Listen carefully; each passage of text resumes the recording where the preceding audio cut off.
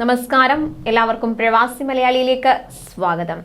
Saudi അറേബ്യയിൽ അടുത്തിടെയായുണ്ടായ വാഹനാപകടങ്ങളിൽപ്പെട്ട് പ്രവാസികളുടെ ജീവൻ നഷ്ടപ്പെടുന്നത് പതിവ് സംഭവമാവുകയാണ്. ഇപ്പോൾ വീണ്ടും അത്തരത്തിലൊരു അപകട വാർത്തയാണ് പുറത്തുവരുന്നത്. സൗദി അറേബ്യയിൽ മലയാളി കുടുംബത്തിന്റെ വാഹനം അപകടത്തിൽപ്പെട്ട് ഒരാൾ മരണപ്പെട്ടു.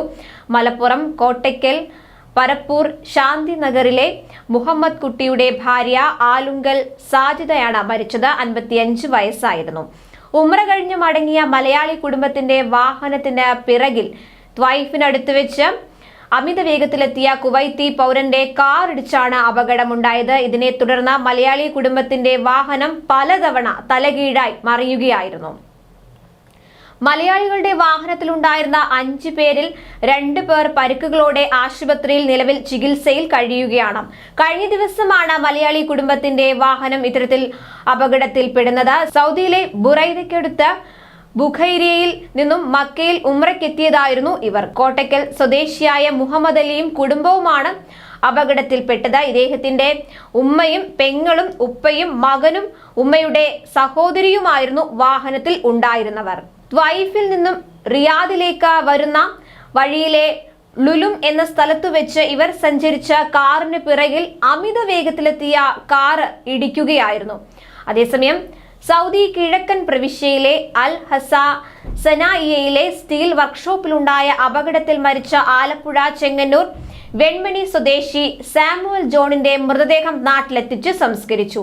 48 വയസ്സായിരുന്നു അദ്ദേഹത്തിന്.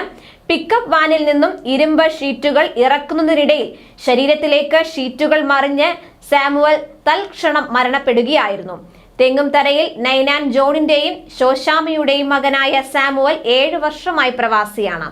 ഭാര്യ തൃഷ, മക്കൾ ജസ്റ്റിൻ, ജസ്റ്റിസ് എന്നിവരാണ്. ജോലിസ്ഥലത്ത് വെച്ചുണ്ടായ അപകട മരണമായതിനാൽ നടപടിക്രമങ്ങൾ പൂർത്തീകരിക്കാൻ താമസമുണ്ടായെങ്കിലും സാമൂഹിക പ്രവർത്തകനും അൽ അഹ്സ OICC ജീവകാരുണ്യ വിഭാഗം കൺവീനറുമായ പ്രസാദ് കരുനാഗപ്പള്ളിയുടെ ഇടപെടൽ കൊണ്ട് മരണം സംഭവിച്ച ഒരാഴ്ചയ്ക്കകം തന്നെ എല്ലാ നടപടിക്രമങ്ങളും പൂർത്തിയാക്കി.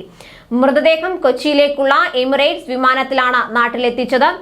അൽ അഹ്സ കിങ് ഫഹദ് ആശുപത്രി മോർച്ചറിയിൽ നിന്നും സാമുവലിന്റെ മൃതദേഹം പ്രസാദ് കരുനാഗപ്പള്ളിയുടെ നേതൃത്വത്തിൽ നവാസ് കൊല്ലം, ഉമർ കോട്ടയിൽ, ബാബു തേഞ്ഞിപ്പാലം, ഉണ്ണികൃഷ്ണൻ, സത്താർ എന്നിവർ ചേർന്ന് ഏറ്റുവാങ്ങി. വരമ്പൂർ പെന്തക്കോസ് മിഷൻ ചർച്ചിലെ സംസ്കാര ശുശ്രൂഷകൾക്ക് ശേഷം ചെറുവല്ലൂർ സഭാ സെമിത്തേരിയിൽ മൃതദേഹം അടക്കം ചെയ്തു. കൂടുതൽ പ്രവാസി വാർത്തകൾക്കായി ഈ ചാനൽ സബ്സ്ക്രൈബ് ചെയ്യുക.